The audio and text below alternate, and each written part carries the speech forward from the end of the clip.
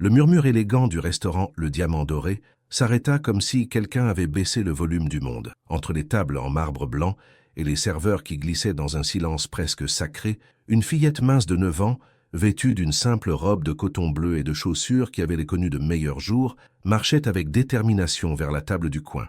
Ses yeux, grands comme des questions sans réponse, se fixèrent sur l'homme qui occupait la table la plus chère de l'endroit. Il avait la peau claire comme de la porcelaine fine, des yeux bleus de la couleur du ciel en hiver et un visage qui semblait sculpté par les dieux. Son costume noir coûtait plus que le salaire annuel de nombreuses familles et les dossiers éparpillés sur la table parlaient d'affaires brassant des millions. Louis Dubois, 38 ans, était le propriétaire de la plus puissante entreprise de construction de France. Ses bâtiments dominaient l'horizon de la ville et son nom apparaissait dans les magazines d'élite comme l'un des célibataires les plus convoités du pays. Mais à ce moment précis, alors qu'il révisait des contrats qui décideraient du destin de milliers d'emplois, une petite voix l'interrompit. « Excusez-moi, monsieur ». Louis leva lentement les yeux, avec cette expression d'agacement réservée à ceux qui osaient interrompre son précieux temps. Mais quand il vit la fillette debout à côté de sa table, un sac à dos usé pendant sur ses petites épaules, quelque chose dans son expression changea. « Que fais-tu ici, petite ?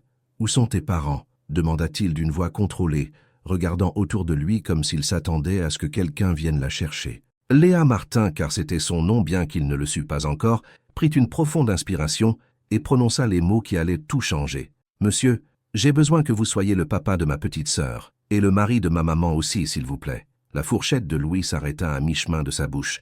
Un instant, il crut avoir mal entendu, puis un rire sec s'échappa de ses lèvres. « Pardon ? C'est une blague ?» Mais Léa ne rit pas. Ses petits yeux se remplirent d'une gravité qui ne correspondait pas à son âge, et elle serra les poings. « Le juge veut nous enlever ma maman, juste parce qu'elle est seule. Mais vous avez l'air riche et sérieux. Si vous étiez notre papa, il ne nous enlèverait pas. » Les mots tombèrent comme des pierres dans un étang silencieux, créant des ondes qui se propagèrent à travers tout l'être de Louis. Le monde sembla bouger sous ses pieds. « Comment as-tu su où me trouver ?» murmura-t-il, sa voix perdant son assurance habituelle. « Ma tante Chloé travaille ici pour le nettoyage. Elle dit que vous venez tous les mercredis et que vous vous asseyez toujours seul à cette table. Elle dit que vous êtes très important et que vous ne souriez jamais. » Léa inclina la tête, l'étudiant. « Pourquoi ne souriez-vous jamais, monsieur ?» Louis sentit quelque chose d'étrange dans sa poitrine, comme si une armure invisible commençait à se fissurer. Il avait construit sa vie sur le contrôle absolu, sur la capacité à prédire et manipuler chaque variable. Mais cette fillette, avec son honnêteté brutale et ses yeux qui semblaient voir à travers toutes ses défenses, l'avait complètement désarmé. « Écoute, petite, » commença-t-il, mais elle l'interrompit. « Je m'appelle Léa. Et vous êtes Louis Dubois, celui qui construit d'énormes bâtiments. Je vous ai vu à la télévision. » Ses yeux brillèrent d'un mélange d'espoir et de détermination. « Ma maman dit qu'elle a besoin d'un homme respectable à ses côtés au tribunal. Vous avez l'air très respectable. » Louis cligna des yeux, essayant de digérer la surréalité de la situation. Une fillette de 9 ans venait de lui faire une demande en mariage au nom de sa mère, au milieu du restaurant le plus exclusif de la ville. « Léa, » dit-il lentement, « ta maman sait que tu es ici. » La fillette baissa la tête pour la première fois, et Louis vit la vulnérabilité cachée derrière toute cette bravoure. « Maman ne sait pas. Elle pleure la nuit quand elle croit que je dors. Elle parle au téléphone avec ma grand-mère et dit qu'elle aimerait avoir un mari pour l'aider au tribunal. » Sa voix se brisa légèrement. « Je ne veux pas qu'il nous sépare, monsieur Louis. Ma petite sœur Manon n'a que 4 ans. Si on nous sépare, elle va penser qu'on l'a abandonnée. » Quelque chose remua dans les profondeurs de l'âme de Louis. Pendant des années, il avait gardé son cœur fermé après un divorce dévastateur qui lui avait appris que les sentiments étaient un luxe qu'il ne pouvait se permettre. Mais le désespoir pur dans la voix de cet enfant était en train de faire fondre des murs qu'il avait mis des décennies à construire. « Léa, » murmura-t-il, « le mariage n'est pas quelque chose qu'on fait juste pour impressionner un juge. C'est quelque chose de très sérieux entre 2 personnes qui s'aiment. Mais vous pourriez apprendre à vous aimer, » répondit-elle avec la logique implacable de l'enfance. « Ma tante Chloé dit que le vrai amour arrive parfois quand on s'y attend le moins, et maman est très jolie et cuisine délicieusement. En plus, elle a aussi besoin de quelqu'un pour prendre soin d'elle. » Louis se retrouva sans voix. La simplicité avec laquelle cet enfant voyait le monde était à la fois désarmante et étrangement réconfortante. « Où vivez-vous » demanda-t-il, sans trop savoir pourquoi. « Dans le quartier de Belleville. Maman travaille dans un magasin de vêtements et étudie la comptabilité le soir. Nous sommes pauvres, mais nous sommes de bonnes personnes. » Léa le regarda droit dans les yeux. « Vous êtes une bonne personne, monsieur Louis ?» La question le frappa comme un coup de poing. Était-il une bonne personne? Pendant des années, il avait mesuré sa valeur par la taille de son compte bancaire, par le nombre de propriétés qu'il possédait, par le respect craintif qu'il inspirait dans le monde des affaires. Mais cette fillette lui demandait quelque chose de beaucoup plus fondamental. J'essaie de l'être, répondit-il honnêtement. Léa sourit pour la première fois, et ce fut comme si le soleil était apparu derrière les nuages. Alors vous pourriez être un bon papa. Viendrez-vous rencontrer maman? Louis regarda les dossiers éparpillés sur la table, puis la fillette qui attendait sa réponse avec un mélange d'espoir et de bravoure qui lui brisait le cœur. Pour la première fois depuis des années, les contrats de plusieurs millions semblaient moins importants que les yeux suppliants d'une fillette de 9 ans. « Donne-moi ton adresse, me dit-il finalement. J'irai demain. » Le visage de Léa s'illumina comme un arbre de Noël. « Vraiment? Vous promettez de venir? Je promets d'aller rencontrer ta maman. » Mais Léa, sa voix devint sérieuse. « Je ne peux pas te promettre que tout se passera comme tu l'attends. La vie est plus compliquée qu'il n'y paraît. Les adultes disent toujours ça, répondit-elle, sortant un papier froissé de son sac à dos et écrivant une adresse d'une écriture tremblante. Mais parfois, les choses simples sont celles qui fonctionnent le mieux. Tandis que Louis prenait le papier, ses doigts effleurèrent brièvement ceux de la fillette. À ce moment-là, il ressentit quelque chose qu'il n'avait pas éprouvé depuis des années. La possibilité que la vie soit plus que d'accumuler richesse et pouvoir. « Merci, monsieur Louis, » murmura Léa. « Je savais que vous étiez différent. Vous avez l'air triste à l'intérieur, comme maman. Les personnes tristes se comprennent mieux. » Avant qu'il ne puisse répondre, la fillette était partie, courant entre les tables élégantes comme une petite espérance vêtue de bleu. Louis resta seul, regardant le papier avec l'adresse écrite d'une écriture enfantine. Autour de lui, le restaurant avait retrouvé son murmure élégant, mais quelque chose de fondamental avait changé. Une fillette de 9 ans venait de défier tout ce qu'il croyait savoir sur sa vie. Cette nuit-là, pour la première fois depuis des années, Louis Dubois ne put se concentrer sur les affaires. Chaque fois qu'il fermait les yeux, il voyait de grands yeux comme des questions et entendait une petite voix lui demander s'il était une bonne personne. Le quartier de Belleville n'apparaissait pas dans les guides touristiques de la ville. Les rues étroites, les câbles électriques pendant comme des toiles d'araignées urbaines et les petites maisons peintes de couleurs délavées par le soleil contrastaient violemment avec le monde de verre et d'acier dans lequel Louis avait bâti son empire. Il gara sa BMW noire devant le numéro 247, conscient que la voiture valait plus que toutes les maisons du pâté de maisons réunies. Certaines personnes le regardèrent avec curiosité depuis leurs fenêtres, et des enfants cessèrent de jouer au football dans la rue pour observer l'étranger en costume qui ne semblait clairement pas appartenir à leur monde. La maison de Léa était petite, mais impeccable. Les murs étaient peints d'un jaune joyeux, il y avait des pots de géranium à l'entrée, et malgré l'humilité évidente des lieux, on y respirait dignité et soin. Avant qu'il ne puisse frapper à la porte, celle-ci s'ouvrit, et Louis se retrouva face à la plus belle femme qu'il ait jamais vue. Claire Duval avait 29 ans, des cheveux noirs qui tombaient en douces ondulations sur ses épaules, et des yeux couleur miel qui, à ce moment-là, le regardaient avec un mélange de méfiance et de surprise. Elle portait un jean usé et un simple chemisier blanc, mais il y avait quelque chose dans son maintien qui parlait d'une beauté naturelle qu'aucun argent ne pouvait acheter. « Vous êtes Louis Dubois ?» demanda-t-elle d'une voix prudente. « Oui, c'est moi. Léa m'a demandé de venir vous rencontrer. » Claire ferma les yeux un instant, comme si elle rassemblait sa patience. « Léa, viens ici immédiatement » appela-t-elle vers l'intérieur de la maison. La fillette apparut en courant, sa petite sœur Manon par la main. Manon était une version miniature de Claire, avec les mêmes yeux dorés et les joues rebondies de ses 4 ans. « Monsieur Louis, vous êtes vraiment venu. » Léa sauta de joie, mais l'expression sévère de sa mère l'arrêta net. « Léa Martin, peux-tu m'expliquer ce que cela signifie? Quand es-tu allé déranger ce monsieur ?» Louis vit la bravoure de Léa s'évanouir devant la réprimande de sa mère et ressentit le besoin inexplicable de la protéger. « Madame Duval, excusez-moi de me présenter ainsi. Léa ne m'a pas du tout dérangé. En fait, sa bravoure m'a impressionné. » Il regarda la fillette avec un petit sourire. « Bien que j'aurais peut-être dû vous parler d'abord. » Claire soupira, passant une main dans ses cheveux. « Entrez, s'il vous plaît. Je ne peux pas laisser les voisins penser que je suis malpoli, même si ma fille a fait une folie. » L'intérieur de la maison était encore plus émouvant que l'extérieur. Les meubles étaient en vieux mais bien entretenus. Il y avait des dessins des filles collés sur le réfrigérateur et une petite table où Claire étudiait visiblement le soir, avec des livres de comptabilité empilés à côté de factures à payer. « Café ?» demanda Claire, visiblement nerveuse. « Oui, merci. » Pendant que Claire préparait le café, Léa s'approcha de Louis. « Vous voyez comme ma maman est jolie » murmura-t-elle, conspirativement. « Et elle fait le meilleur café du monde. » Louis ne put s'empêcher de sourire. La fillette avait raison, Claire était belle, mais il y avait quelque chose de plus. C'était la façon dont elle se mouvait avec grâce malgré la tension, la manière dont elle arrangeait automatiquement les cheveux de Manon, la dignité avec laquelle elle tenait sa maison malgré les difficultés évidentes. Claire revint avec 3 tasses de café et s'assit en face de lui, Manon sur ses genoux. « Monsieur Dubois, je vous demande pardon pour ce que Léa a fait. Je ne sais pas ce qu'elle a pu vous dire, mais elle m'a demandé de vous épouser pour qu'on ne lui enlève pas ses filles, » dit Louis directement. Claire devint rouge comme une tomate. « Mon Dieu, Léa, comment as-tu pu… »« Maman, tu as entendu au téléphone que tu avais besoin d'un mari pour le tribunal, » protesta Léa. « J'ai juste essayé d'aider. » Les larmes commencèrent à monter aux yeux de Claire. « Léa, mon cœur, il y a des choses que tu ne comprends pas. Tu ne peux pas demander à un étranger de… » « Je ne suis pas complètement un étranger, » interrompit Louis doucement. « Après hier, je sens que je connais un peu votre famille. » Claire le regarda avec surprise. « Je ne comprends pas pourquoi vous êtes ici. Un homme comme vous doit avoir des choses beaucoup plus importantes à faire que… » « Quel genre d'homme pensez-vous que je suis ?»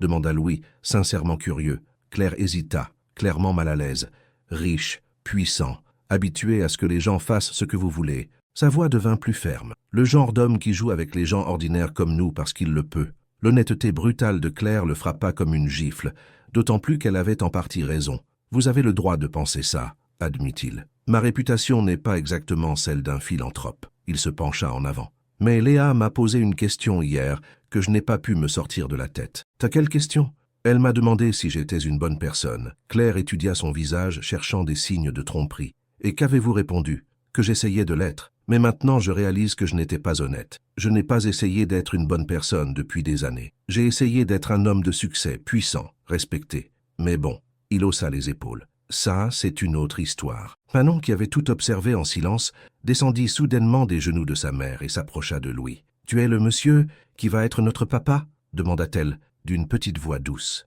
Le cœur de Louis s'arrêta. Voir l'espoir pur dans les yeux de cette petite fille fut comme recevoir un coup à l'estomac. « Manon, mon amour, les choses ne fonctionnent pas comme ça, » murmura Claire, clairement angoissée. « Madame Duval, » dit Louis lentement, « pourriez-vous me raconter exactement quelle est votre situation légale ?» Claire hésita, regardant ses filles. « Les filles, allez jouer dans votre chambre un instant. »« Mais maman, » protesta Léa. « Maintenant. » Quand les filles furent parties, Claire s'affaissa légèrement, comme si elle avait maintenu un masque de force. « Mon ex-mari, le père de Léa, a disparu quand elle avait 2 ans. Il n'a jamais pris ses responsabilités, n'a jamais payé de pension alimentaire. Je me suis débrouillé seul en travaillant et en étudiant. » Sa voix se brisa légèrement. « Mais maintenant il est de retour, avec de l'argent et une nouvelle femme. Il dit qu'il veut Léa. Il veut la garde. Il dit qu'une mère célibataire ne peut pas lui offrir la stabilité qu'il peut offrir, qu'il a une grande maison, qu'il peut payer des écoles privées. » Les larmes tombèrent finalement. Le juge dit que je dois prouver que j'ai une stabilité économique et émotionnelle, que le fait d'être seul me désavantage. Louis sentit une fureur qu'il n'avait pas éprouvée depuis des années. Où était cet homme pendant 7 ans, en train de construire sa nouvelle vie, et maintenant il veut réclamer Léa comme un trophée. Claire essuya ses larmes avec fureur. Le pire, c'est qu'il a raison sur un point.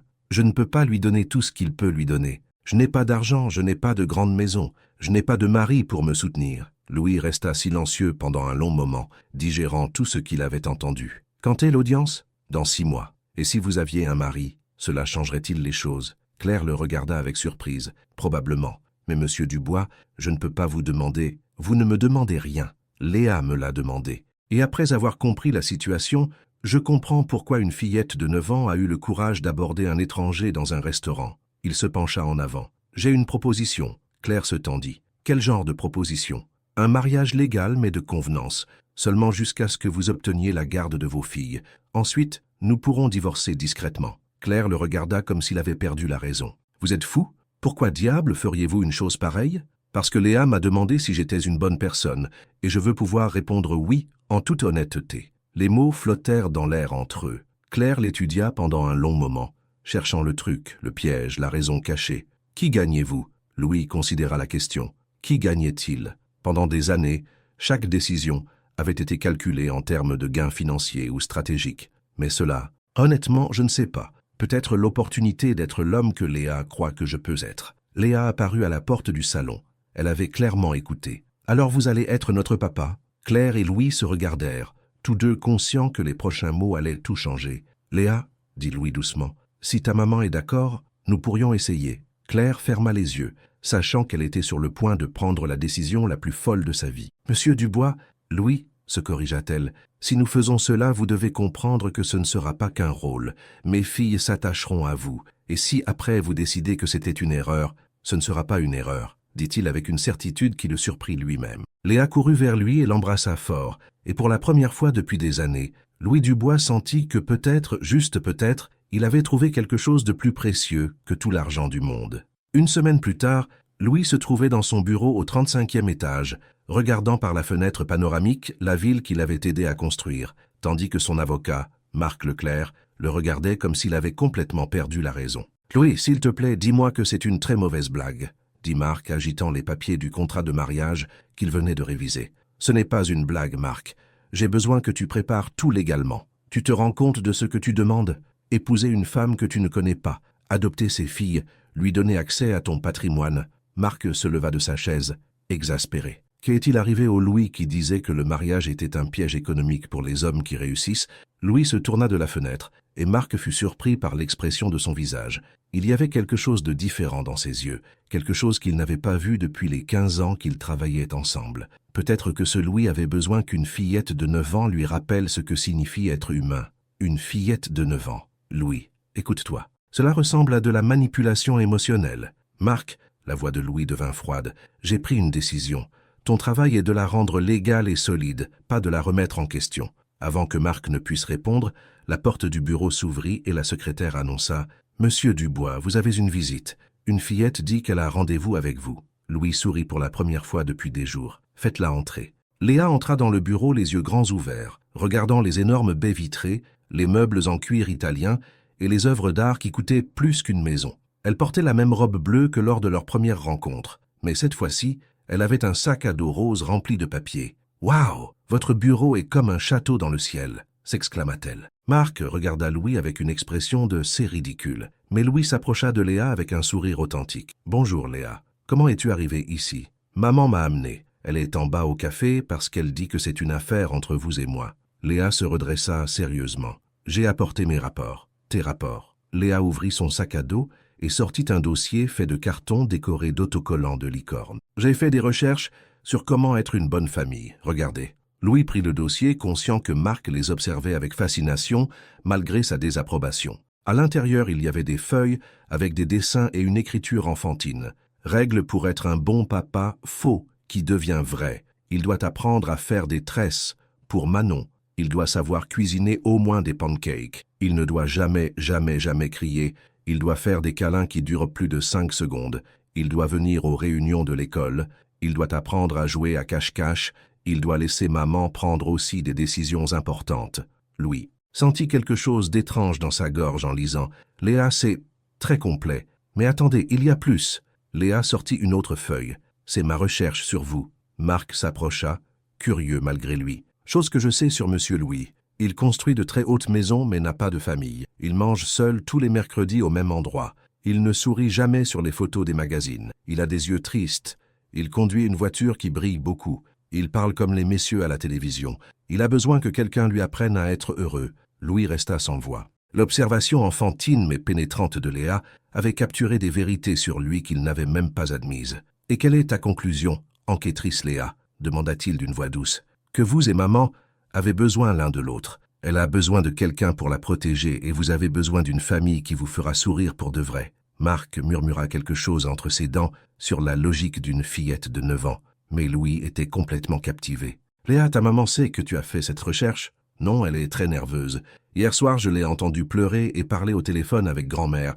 Elle disait qu'elle avait peur que vous changiez d'avis. » Léa le regarda avec ses grands yeux. « Vous allez changer d'avis, monsieur Louis ?» La question le frappa directement au cœur. Dans ses années d'affaires, il avait changé d'avis des centaines de fois quand cela servait ses intérêts. Mais en regardant cette fillette qui avait placé tout son espoir en lui, « Non, Léa, je ne changerai pas d'avis. » Le sourire qui illumina le visage de Léa fut comme assister à un lever de soleil. « Alors je peux dire à maman qu'elle peut arrêter de s'inquiéter. »« Oui, tu peux lui dire. » Léa sortit un autre papier de son sac à dos. « J'ai aussi fait un contrat. Ma grand-mère dit que toutes les affaires importantes ont besoin de contrats. » Louis prit le papier, écrit au crayon de couleur « Contrat de Léa Martin et Louis Dubois. Louis promet de prendre soin de maman, de Manon et de moi. Léa promet d'apprendre à Louis comment être une famille. Tout le monde promet de s'aimer très fort. Si quelqu'un se comporte mal, nous devons parler jusqu'à ce que ce soit réglé.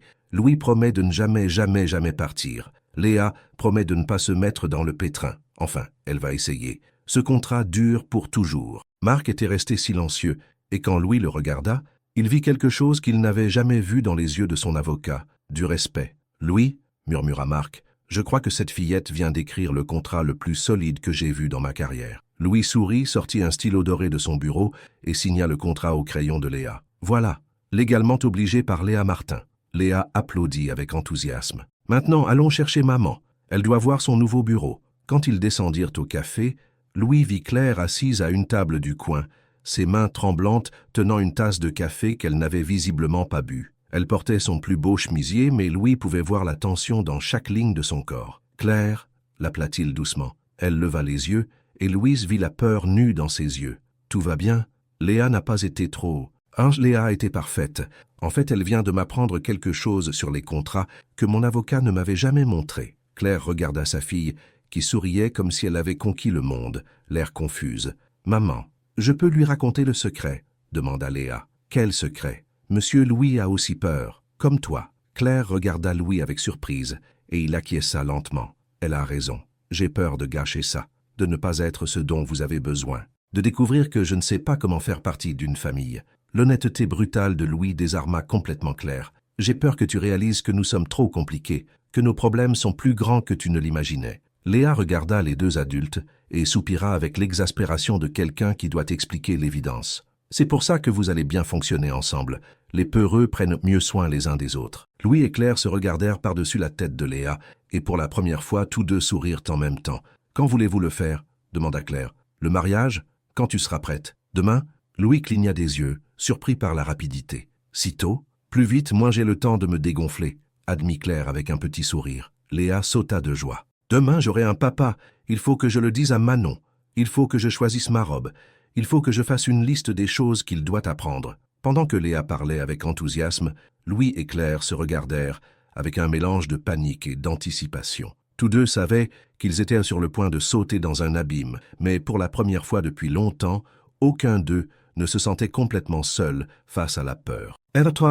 Matériau 3 mois après le mariage civil le plus étrange de l'histoire de la mairie de Paris, où la mariée portait une robe prêtée, le marié un costume de 1 000 € et les demoiselles d'honneur avaient 9 et 4 ans respectivement, la vie de Louis Dubois avait changé d'une manière qu'il n'aurait jamais imaginée. Son bureau, autrefois un temple de la froideur corporative, avait maintenant des dessins de Manon collés sur le réfrigérateur exécutif, une boîte de crayons de couleur dans le tiroir principal de son bureau et une petite table et des chaises où Léa faisait ses devoirs pendant qu'il travaillait. « Papa Louis, tu peux m'aider avec les maths ?» demanda Léa, levant les yeux de son cahier. Louis cessa de réviser les plans de son nouveau projet et s'approcha de la petite table. Pendant les premiers jours, il avait insisté pour qu'on l'appelle Monsieur Louis, mais Léa avait logiquement argumenté que s'il était son papa de papier, il devait sonner comme un vrai papa. « Avec quoi as-tu des problèmes, ma puce ?»« Avec ces divisions. Elles sont très difficiles. » Louis s'assit sur la petite chaise, qui craqua dangereusement sous son poids, et commença à expliquer. En le faisant, il réalisa quelque chose de surprenant. C'était la première fois depuis des années qu'il expliquait quelque chose sans impatience, sans l'urgence constante d'arriver à la prochaine affaire, à la prochaine réunion. « J'ai compris », s'écria Léa excitée. « Tu es un très bon professeur, papa Louis. » Le cœur de Louis fit un bond. Chaque fois que Léa l'appelait « papa », quelque chose en lui fondait un peu plus. « Léa, je peux te poser une question ?»« Bien sûr. Pourquoi as-tu décidé que j'étais la bonne personne pour être votre papa ? Dans ce restaurant, il y avait d'autres hommes. » Léa le regarda avec cette gravité qui le surprenait parfois. « Parce que quand je t'ai vu, j'ai pensé que tu nous ressemblais. Comment ça, nous ? Seul. Mais pas seul parce que tu le veux, mais seul parce que ça fait mal. » Léa inclina la tête. Les yeux tristes sont les mêmes partout. La sagesse enfantine de Léa continuait de l'étonner. Elle avait raison. Il avait été seul, mais pas par choix. Après son divorce dévastateur, il avait construit des murs si hauts que personne ne pouvait s'approcher. La porte du bureau s'ouvrit et Claire entra, Manon par la main. Louis sentit comme toujours ce petit saut au cœur en la voyant. Pendant ces 3 mois, ils avaient vécu comme une famille étrange. Lui dans son penthouse, elle dans leur maison du quartier de Belleville, se retrouvant pour des dîners de famille, des événements scolaires et les week-ends. « Bonjour » dit Claire avec ce petit sourire qu'il avait appris à apprécier. « Comment vont les maths ? Papa Louis est super intelligent, annonça Léa. Il m'a tout expliqué, et maintenant je sais diviser. Louis remarqua que Claire se tendait légèrement chaque fois que Léa utilisait le mot « papa ». Il savait que pour elle, tout cela restait un accord temporaire, une performance nécessaire pour le tribunal. « Maman, on peut rester dîner avec papa Louis ? Aujourd'hui c'est vendredi, demanda Manon de sa petite voix douce. Mon amour, papa Louis doit être fatigué. En fait, interrompit Louis, j'avais envie de cuisiner. Que diriez-vous d'aller au Penthouse et de préparer quelque chose ensemble ? Claire hésita. Pendant ces mois, elle n'avait visité le Penthouse de Louis que quelques fois et se sentait toujours comme une intruse dans son monde de luxe. Nous ne voulons pas vous déranger. Claire, dit Louis doucement, quand vas-tu comprendre que vous n'êtes pas un dérangement ? Vous êtes ma famille. Les mots flottèrent dans l'air. C'était la première fois que Louise utilisait ce mot, famille, en se référant à elle. 1 heure plus tard, ils étaient dans la cuisine du Penthouse, qui était plus grande que toute la maison de Claire, en train de préparer des spaghettis. Louis avait découvert que cuisiner avec les filles était étonnamment relaxant, bien que chaotique. Non, Manon, ce n'est pas comme ça qu'on remue la sauce. Léa essayait d'enseigner à sa sœur en se tachant tout le chemisier. Je sais cuisiner, protesta Manon, éclaboussant de la sauce sur tout le plan de travail en marbre. Louis observa la scène avec un sourire. Sa cuisine parfaite, conçue par un chef professionnel, n'avait jamais vu autant de chaos et ne s'était jamais senti autant comme un foyer. « Claire, pourrais-tu m'aider avec ça ?» lui demanda-t-il, désignant la casserole d'eau bouillante. Pendant qu'ils cuisinaient ensemble, leurs mains se frôlèrent accidentellement plusieurs fois. Chaque contact envoyait de petites décharges électriques dans le bras de Louis, et il remarqua que Claire rougissait aussi légèrement. « Louis, » murmura Claire pendant que les filles se disputaient pour savoir qui pouvait mettre le plus de fromage, « je dois te dire quelque chose. » « Qu'est-ce qui se passe ? L'avocat de Jérôme a appelé aujourd'hui. Ils veulent accélérer l'audience. » Louis se tendit. Jérôme était l'ex-mari de Claire, l'homme qui avait abandonné Léa quand elle était bébé et qui voulait maintenant la réclamer. Sitôt, 3 semaines. Louis sentit une pointe de panique. 3 semaines. Après l'audience, s'il gagnait, Claire n'aurait plus besoin de ce mariage de convenance. Ils pourraient divorcer discrètement et continuer leur vie séparée. L'idée le frappa comme un coup de poing à l'estomac. Quand avait-il cessé de vouloir que ce soit temporaire ? « Louis, tu vas bien ?»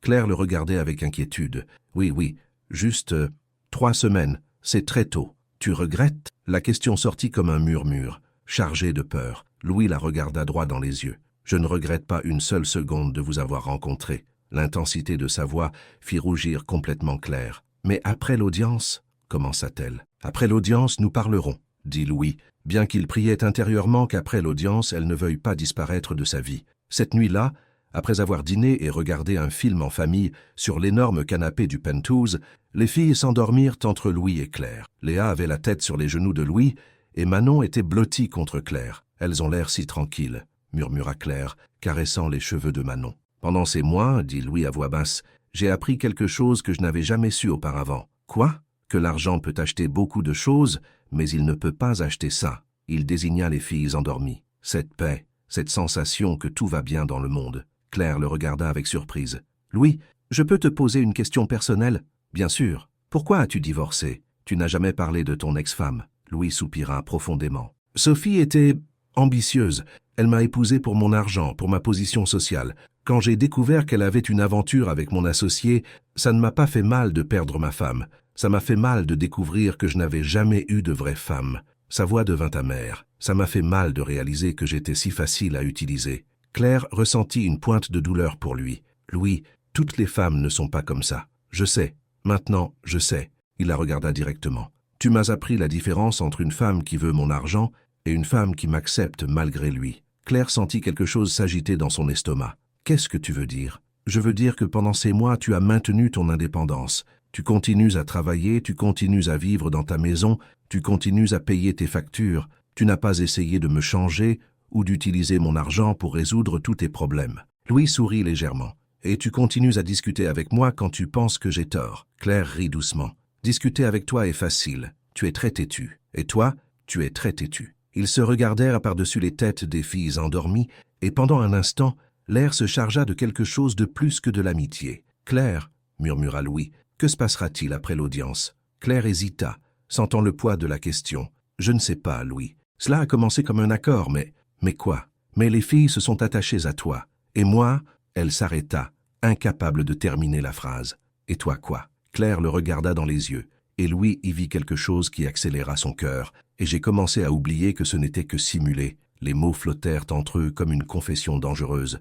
Louis sentit comme si le monde avait changé d'axe. Claire. Mais avant qu'il ne puisse répondre, Léa bougea dans son sommeil, murmurant « Ne partez pas, papa Louis, restez pour toujours ». Louis et Claire se regardèrent, tous deux conscients qu'une fillette endormie venait d'exprimer le désir qu'aucun des deux n'osait admettre. Cette nuit-là, en ramenant les filles chez elle, Louis réalisa quelque chose qui l'effraya. Il était tombé amoureux de sa fausse femme et des filles qui n'étaient pas les siennes. Et dans 3 semaines, il pourrait les perdre pour toujours. L'appel arriva un mardi matin, alors que Louis révisait les derniers détails de sa déclaration pour le tribunal. Marc fit irruption dans son bureau, le visage pâle et un journal à la main. « Louis, nous avons un problème, un gros problème. » La une du journal le plus sensationnaliste de la ville criait en lettres rouges « Magnate épouse une employée de maison par compassion, farce ou vrai amour ?» Louise eut l'impression d'avoir reçu un coup de poing à l'estomac. À côté du titre, il y avait une photo de lui et de Claire sortant de la mairie, et une autre de Léa prise à son insu dans la cour de l'école. « Comment ont-ils obtenu ces informations ?» rugit Louis. « Pire encore. » Marc posa un autre journal sur le bureau. « Regarde ça. » Le second titre était encore plus dévastateur. Source proche révélant. C'est seulement un mariage blanc pour gagner la garde. L'article citait une source anonyme proche de la famille qui détaillait exactement comment tout avait commencé. La rencontre au restaurant, la proposition de Léa, l'accord entre Claire et Louis. Marc, la voix de Louis était dangereusement basse. Qui connaissait les détails spécifiques de notre rencontre? Avant que Marc ne puisse répondre, le téléphone de Louis sonna. C'était Claire, et elle pleurait. « Louis, tu as vu les journaux? Je les vois maintenant. Claire, où es-tu? À la maison. Les journalistes sont dehors. Les filles sont effrayées. Elles ne comprennent pas ce qui se passe. » Sa voix se brisa. « Louis, c'est terrible. Si le juge voit ça, j'arrive tout de suite. »« Non, ne viens pas. Ça ne fera qu'empirer les choses. Il y a déjà des photographes qui attendent. » Louis ferma les yeux, sentant son monde s'écrouler. « Claire, écoute-moi bien. Nous allons surmonter ça. Comment? Tout le pays sait maintenant que notre mariage est faux. Comment allons-nous convaincre un juge que nous sommes une vraie famille ?» Avant que Louis ne puisse répondre, Marc lui montra son téléphone. L'avocat de Jérôme avait publié un communiqué de presse. « Mon client a toujours soupçonné que ce mariage soudain était une farce conçue pour manipuler le système judiciaire. Ces révélations confirment que Madame Claire Duval est prête à mentir et à tromper pour conserver la garde d'une enfant qui mérite un foyer stable et honnête. » Louis sentit une fureur qu'il n'avait jamais éprouvée. « Claire, as-tu une idée de qui a pu divulguer cette information ?» Il y eut un long silence au bout du fil. « Je crois que oui, » murmura-t-elle finalement. « Qui ? » ?»« Ma sœur Chloé. » Le cœur de Louis s'arrêta. Chloé, la tante de Léa qui travaillait au restaurant où ils s'étaient rencontrés. « Tu es sûr ? Hier, nous avons eu une dispute. Elle m'a dit que ça allait mal finir, que je mettais les filles en danger pour un fantasme. Je lui ai dit de se mêler de ses affaires et Claire sanglota. Je crois qu'elle s'est vengée. » Louis eut l'impression que le sol se dérobait sous ses pieds. La trahison ne venait pas d'un ennemi inconnu, mais de la propre famille. « Claire, il faut que tu écoutes très attentivement ce que je vais te dire. »« Quoi ? Nous n'allons pas abandonner. Ce mariage a commencé comme un accord, mais ce n'est plus seulement ça. Du moins, pas pour moi. » Claire resta silencieuse. « Qu'est-ce que tu veux dire ? » ?»« Je veux dire qu'en ces 5 mois, je suis tombé amoureux de toi. Je suis tombé amoureux de Léa et de Manon. Je suis tombé amoureux de l'idée de faire partie d'une famille. » Sa voix devint ferme. « Et je vais me battre pour vous avec tout ce que j'ai. » Les larmes de Claire s'intensifièrent, mais maintenant, il y avait quelque chose de différent dans ses pleurs. « Louis, est-ce que tu ressens quelque chose pour moi, Claire? Quelque chose de réel ?» La question resta suspendue dans l'air comme une corde raide. « Oui, » murmura-t-elle finalement. « Oui, je ressens quelque chose de réel pour toi. Mais Louis, comment allons-nous expliquer ça à un juge? Comment allons-nous prouver que ce qui a commencé comme un mensonge est devenu une vérité ?» Louis regarda par la fenêtre de son bureau, vers la ville qu'il connaissait comme le dos de sa main, et il eut soudain une idée. « Léa. » « Quoi ? » Léa est la réponse. C'est elle qui peut raconter la vérité complète au juge. « Louis, nous ne pouvons pas mettre une telle pression sur une fillette de 9 ans. »« Ah, ce n'est pas une pression, Claire. C'est permettre à Léa de raconter son histoire. Depuis le début, elle a été la vérité dans tout ça. » Cet après-midi-là, malgré les photographes qui continuaient de camper devant la maison de Claire, Louis réussit à entrer par la porte arrière. Il trouva Léa assise sur son lit, un cahier à la main. « Bonjour, papa Louis, » dit-elle d'une petite voix triste. « Bonjour, ma puce. Qu'est-ce que tu écris ? » « Une lettre au juge, pour lui expliquer que tu n'es pas méchant comme ils le disent à la télévision. » Louis sentit une boule dans sa gorge. « Je peux la lire ? » « Oui, D'une écriture soignée, Léa avait écrit « Monsieur le juge, je m'appelle Léa et j'ai 9 ans. Je veux vous dire la vérité sur mon papa Louis parce qu'à la télévision, ils disent des mensonges. C'est vrai que je lui ai demandé d'épouser ma maman, mais ce n'est pas vrai qu'il est méchant. Il aurait pu dire non et continuer sa vie riche. Mais il ne l'a pas fait. Ces derniers mois, mon papa Louis a appris à faire des tresses à Manon. Il vient à toutes mes pièces de théâtre à l'école. Il m'aide avec mes devoirs de maths.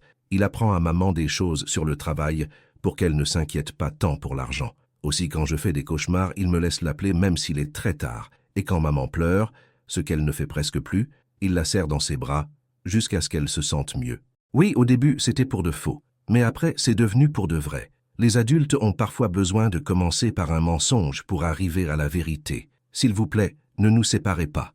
Nous avons déjà trouvé notre famille. Léa Martin, qui se sent déjà Dubois dans son cœur. Louis termina de lire les larmes aux yeux. Léa le regardait avec une expression sérieuse. « Ma lettre est bien, papa Louis ?» Louis s'agenouilla devant elle et l'embrassa fort. « Elle est parfaite, ma puce. C'est la lettre la plus parfaite que j'ai jamais lue. Tu crois que le juge va nous laisser continuer à être une famille ?» Louis regarda ses grands yeux remplis d'espoir et de peur et prit la décision la plus importante de sa vie. « Léa, quoi qu'il arrive au tribunal, je veux que tu saches une chose.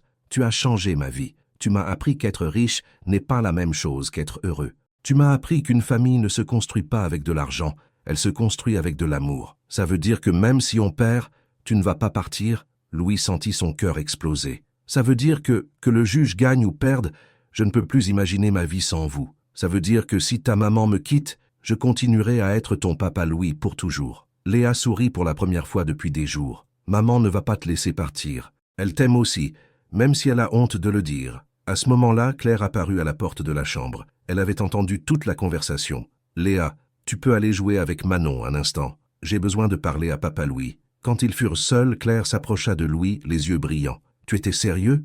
Tout ce que tu as dit à Léa? » Chaque mot. Claire prit une profonde inspiration. « Louis, il y a quelque chose que tu dois savoir avant le tribunal. »« À quoi? Je suis enceinte. » Le monde s'arrêta. Louis la regarda comme s'il n'avait pas bien compris. « Qu'as-tu dit? »« Je suis enceinte. De 2 mois. » Les larmes coulaient sur son visage. « Ce jour où nous avons cuisiné ensemble chez toi, après, quand les filles se sont endormies et nous, Louis se souvint. Ça avait été la plus belle nuit de sa vie, quand ils avaient finalement réalisé que ce qu'ils ressentaient était réel. « Claire, » murmura-t-il. « Maintenant, tout est plus compliqué. Si nous perdons la garde de Léa, ils vont aussi remettre en question ma capacité à élever ce bébé. » Louis lui prit les mains. « Claire, regarde-moi, nous n'allons pas perdre. Et ce bébé ?» Il posa doucement sa main sur le ventre encore plat de Claire. « Ce bébé grandira dans une famille qui s'aime vraiment. » Claire le regarda dans les yeux et dit finalement les mots qu'elle avait gardés pendant des mois. « Je t'aime, Louis. Pas comme partie de l'accord, pas par gratitude. Je t'aime vraiment.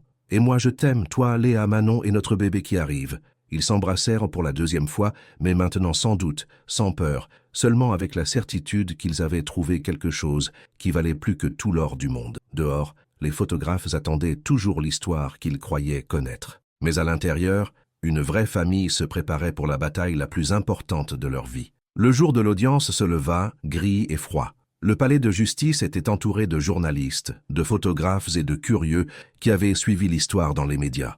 Louis arriva dans sa BMW, mais cette fois, il n'était pas seul. Claire était à ses côtés, et sur la banquette arrière, Léa tenait la main de Manon. « Prête ?» demanda Louis, regardant les filles dans le rétroviseur. « Prête, papa Louis », répondit Léa d'une voix qui essayait de paraître courageuse. Alors qu'ils marchaient vers l'entrée du bâtiment, les flashs des appareils photos les aveuglaient, et les journalistes hurlèrent des questions. « Monsieur Dubois, est-il vrai que ce n'est qu'un mariage de convenance? Madame Duval, combien vous paie-t-il pour cette farce ?» Louis sentit Claire se tendre à ses côtés, mais il lui serra la main fermement. « Ne les écoute pas, » lui murmura-t-il. « La seule opinion qui compte aujourd'hui est à l'intérieur. » Le tribunal était divisé en 2 camps clairement définis. Du côté gauche se tenaient Claire, Louise et les filles, accompagnés de Marc.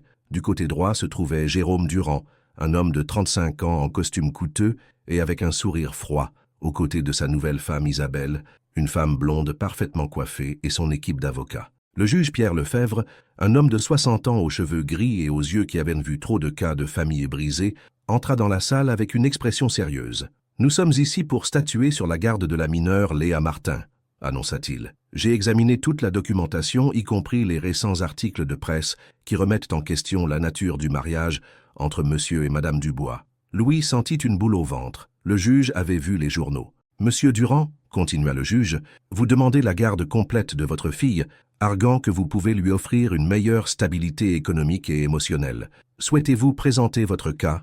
L'avocat de Jérôme se leva. Votre honneur, mon client est le père biologique de Léa. Pendant 7 ans, il a été absent en raison de problèmes personnels qu'il a maintenant résolus. Aujourd'hui, il est marié, financièrement stable, et peut offrir à Léa une maison à elle, une éducation privée et un foyer avec les 2 parents présents. L'avocat fit une pause dramatique. En revanche, la mère a contracté un mariage clairement frauduleux avec un homme qu'elle connaît à peine, dans le seul but de simuler une stabilité devant ce tribunal. Les journaux ont révélé que ce mariage a commencé lorsqu'une fillette de 9 ans a abordé M. Dubois dans un restaurant, lui demandant de faire semblant d'être son père. Léa frissonna en entendant l'histoire racontée de cette manière, si froide et calculée. De plus, continua l'avocat, nous avons le témoignage de Chloé Martin, la sœur de la mère, qui confirmera que tout cela est une farce. Louis vit Claire pâlir. Sa propre sœur allait témoigner contre elle. Chloé monta à la barre, les yeux baissés, visiblement mal à l'aise. « Madame Martin, demanda l'avocat de Jérôme, est-il vrai que vous avez été témoin du moment où Léa a abordé Monsieur Dubois ?»« Oui, murmura Chloé. « Et est-il vrai que votre sœur vous a avoué que ce mariage n'était que pour obtenir la garde ?» Chloé regarda Claire les larmes aux yeux. « Oui, c'est vrai, mais merci, c'est tout. » Marc se leva immédiatement. « Votre honneur, je souhaiterais contre-interroger le témoin. » Le juge acquiesça. « Madame Chloé, vous travaillez au restaurant où Monsieur et Madame Dubois se sont rencontrés, n'est-ce pas ?»« Oui. Pendant ces 5 mois de mariage, avez-vous observé un quelconque changement dans la famille de votre sœur ?» Chloé hésita. « Quel genre de changement? Les filles semblent-elles heureuses? Votre sœur semble-t-elle heureuse? Monsieur Dubois semble-t-il engagé envers la famille ?» Les larmes de Chloé s'intensifièrent. « Oui, mais quoi, Madame Chloé ?» Mais j'avais peur que Claire soit blessée. Je pensais qu'un homme si riche ne pourrait jamais vraiment aimer ma sœur. Et maintenant, après 5 mois à les observer, pensez-vous toujours la même chose? Chloé regarda Louis, puis Claire, puis les filles qui l'observaient avec un mélange de douleur et d'espoir. « Non, murmura-t-elle. Maintenant, je crois que je me suis trompée. » Un murmure se répandit dans la salle. L'avocat de Jérôme semblait frustré. Après plusieurs autres témoignages, le moment que tout le monde attendait arriva. « Je souhaiterais entendre directement la mineure Léa, » annonça le juge. Léa se leva, ses petites jambes tremblantes, mais elle marcha vers la barre, le menton haut. Elle paraissait si petite sur la grande chaise du témoin. « Bonjour Léa, » dit le juge, d'une voix douce. « Sais-tu pourquoi nous sommes ici ?»« Oui, monsieur le juge. Il décide si je peux rester avec ma maman et mon papa Louis. »« Léa, est-il vrai que tu as demandé à monsieur Dubois d'épouser ta maman ?»« Oui, monsieur. »« Pourquoi as-tu fait ça ?» Léa prit une profonde inspiration. « Parce que j'ai entendu maman pleurer. Elle disait qu'elle avait besoin d'un mari pour que le juge ne nous enlève pas. Et j'ai vu monsieur Louis au restaurant, et il avait l'air triste comme nous. Et que s'est-il passé depuis ?» Les yeux de Léa s'illuminèrent. « Beaucoup de choses. Papa Louis a appris à faire des tresses. Il vient à mes pièces de théâtre. Il m'aide avec mes devoirs. Quand je fais des cauchemars, je peux l'appeler. Et maintenant, maman sourit beaucoup plus. Léa, comprends-tu la différence entre faire semblant et ressentir vraiment ? Oui, monsieur. Au début, c'était pour de faux. Mais après, c'est devenu pour de vrai. Comment sais-tu que c'est devenu vrai ? Léa regarda directement Louis. Parce qu'une fois, je l'ai vu pleurer quand il pensait que personne ne le voyait. Il regardait nos photos sur son téléphone. Et les gens ne pleurent que pour les familles qu'ils aiment vraiment. Le tribunal resta dans un silence absolu. Même les journalistes avaient cessé d'écrire. Une dernière question, Léa. Connais-tu ton père biologique ? Léa regarda là où se trouvait Jérôme. Oui, c'est ce monsieur. Mais il est parti quand j'étais bébé. Il ne m'a jamais emmené chez le médecin quand j'étais malade. Il ne m'a jamais lu d'histoire. Il ne m'a jamais appris à faire du vélo. Sa voix devint plus ferme. Un papa, ce n'est pas celui qui te fait, monsieur le juge. Un papa, c'est celui qui reste. Jérôme devint rouge de fureur, mais son avocat le calma. Finalement, le tour de Louis arriva. Quand il monta à la barre, toute la salle pouvait sentir la tension. « Monsieur Dubois, » commença le juge, « les médias vous ont dépeint comme un homme qui accepte un faux mariage par compassion. Est-ce une description précise ?» Louis regarda Claire, puis les filles. « Votre honneur, il est vrai que ce mariage a commencé comme un accord, mais ce que les médias ne comprennent pas, c'est que parfois les meilleures choses de la vie arrivent de manière inattendue. Êtes-vous en train de dire que vous aimez maintenant Madame Duval ? Je dis que je l'aime plus que je ne l'aurais cru possible d'aimer quelqu'un. Je dis que Léa et Manon sont devenues mes filles dans tous les sens du terme. Et je dis que ce bébé qui arrive sera aimé avant sa naissance. » Un murmure de surprise parcourut la salle. La nouvelle de la grossesse n'était pas publique. « Monsieur Dubois, vous êtes un homme très riche. Vous pourriez avoir n'importe quelle famille que vous voudriez. Pourquoi celle-ci » Louis sourit. « Parce que cette famille m'a choisi en premier. Léa m'a vu à mon pire moment, seul, amer, fermé à l'amour, et a décidé que je pouvais être meilleur. Ils m'ont donné une opportunité que je ne méritais pas, et ils ont fait de moi l'homme que j'ai toujours voulu être. Quand tout le monde eut témoigné, le juge se retira pour délibérer. L'attente fut éternelle. Claire tremblait, Louis lui serrait la main, et Léa serrait Manon dans ses bras. Après 2 heures qui semblèrent des jours, le juge revint. « J'ai pris ma décision », annonça-t-il d'une voix solennelle. Cette affaire a présenté des circonstances très inhabituelles. Un mariage qui a commencé comme un accord à des fins légales, mais qui s'est apparemment transformé en quelque chose de plus profond. Le cœur de Louis battait si fort qu'il était sûr que tout le tribunal pouvait l'entendre. J'ai considéré plusieurs facteurs. La stabilité économique que le père biologique peut offrir, la continuité émotionnelle que représente la mère, et surtout, le bien-être supérieur de la mineure. Le juge regarda directement Léa. Au cours de mes 30 ans dans ce tribunal, j'ai vu de nombreux cas de garde, mais rarement j'ai vu une enfant s'exprimer avec une telle clarté sur ce qui constitue une vraie famille. Léa s'accrocha plus fort à la main de Manon. Monsieur Durand soutient qu'il peut offrir de meilleures conditions matérielles, et cela peut être vrai. Cependant, il a été absent pendant 7 années formatrices de la vie de sa fille. Il n'y a aucune preuve qu'il ait tenté de la contacter ou de la soutenir pendant cette période. Jérôme pâlit. En revanche, bien que le mariage de monsieur et madame Dubois ait commencé de manière peu conventionnelle, j'ai observé des preuves convaincantes qu'un lien familial authentique s'est développé. La fillette Léa a clairement trouvé en monsieur Dubois une figure paternelle, engagée et présente.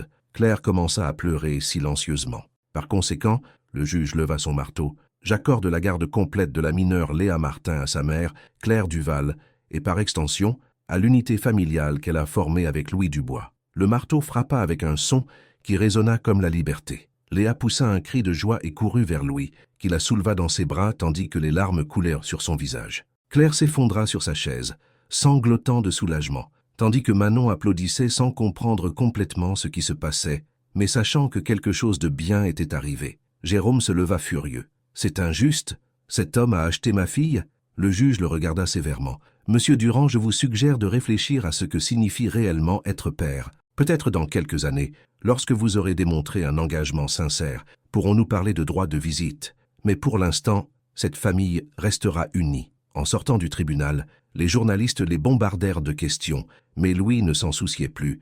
Il avait sa famille au complet et c'était tout ce dont il avait besoin. Ce soir-là, dans le penthouse, qui se sentait maintenant vraiment comme un foyer, ils célébrèrent avec un dîner simple préparé ensemble. Léa avait insisté pour faire des pancakes pour le dîner, parce que c'est une nourriture de célébration. « Papa Louis, » dit Léa pendant qu'il mangeait, « maintenant, on peut être une vraie famille pour toujours. » Louis regarda Claire, qui sourit et posa sa main sur son ventre encore petit. « Oui, ma puce, maintenant, nous sommes une vraie famille pour toujours. Et le bébé qui arrive va t'appeler papa dès le début ?»« Dès le premier jour, » confirma Louis, ému. Manon, qui avait été silencieuse, demanda soudain, « Ça veut dire qu'on ne va plus faire semblant de s'aimer ?» Tout le monde rit. « Non, mon amour, » dit Claire. « Nous n'avons plus besoin de faire semblant de rien. » Le nouvel immeuble de bureau de Dubois & Associés avait quelque chose qu'aucun autre immeuble de la ville n'avait. Une crèche au 30e étage et une aire de jeu au 35e. Louis avait découvert qu'être un meilleur père l'avait aussi transformé en un meilleur patron. Léa, maintenant âgée de 11 ans, continuait de visiter le bureau de son papa après l'école, mais maintenant elle était accompagnée de Manon, 6 ans, et du petit Paul, 1 an, qui avait hérité des yeux bleus de son père et du sourire malicieux de sa mère. « Papa, Paul a mangé mes devoirs », se plaignait Léa, tenant son petit frère qui riait joyeusement avec du papier dans la bouche. « Les bébés ne mangent pas les devoirs, Léa », rit Louis, retirant doucement le papier de la bouche de Paul, « mais on peut les refaire ensemble. » Claire entra dans le bureau, portant du café pour tout le monde. Elle travaillait maintenant comme directrice financière de l'entreprise, un poste qu'elle avait gagné par ses propres mérites après avoir terminé sa carrière en comptabilité. « Comment avance le projet de maison pour les familles à faible revenu ?» demanda Claire. « Parfaitement. Le premier complexe sera prêt dans 6 mois, répondit Louis. Et devine quoi? Chloé sera la superviseure de construction. Claire sourit. Sa sœur avait demandé pardon 1000 fois pour sa trahison, et travaillait maintenant pour l'entreprise, supervisant le projet de logement social qui était devenu la passion de Louis. « Et le nom du projet » demanda Léa. « Famille véritable » répondit Louis. « En l'honneur de la fillette qui m'a appris que les familles ne se forment pas par hasard mais par décision. » Léa s'approcha et l'embrassa. « Je t'aime, papa Louis, et moi aussi, ma courageuse fillette, qui a changé ma vie. » Alors que le soleil se couchait sur la ville, la famille Dubois du Val-Martin se préparait à rentrer à la maison. Non pas au luxueux penthouse où Louis avait vécu seul pendant tant d'années, mais à la grande maison avec jardin qu'ils avaient achetée ensemble, où les cris de joie de 3 enfants remplissaient chaque recoin de vie. Louis avait appris que la plus grande richesse ne se mesurait pas en compte bancaire, mais en câlins qui duraient plus de 5 secondes, en pancakes faits avec amour les dimanches matins et en la certitude que quelqu'un l'attendait à la maison chaque soir. Et tout avait commencé avec une fillette courageuse de 9 ans qui croyait que les cœurs brisés pouvaient se guérir mutuellement. Avez-vous aimé cette histoire qui a commencé avec une fillette courageuse et s'est terminée par une magnifique famille? Dites-nous en commentaire de quelle ville vous nous regardez et racontez-nous si vous avez déjà dû prendre une décision courageuse par amour. N'oubliez pas de vous abonner à la chaîne pour plus d'histoires qui vous toucheront droit au cœur et partagez cette histoire avec quelqu'un qui a besoin de croire aux fins heureuses. Rendez-vous dans la prochaine histoire qui changera votre façon de voir l'amour.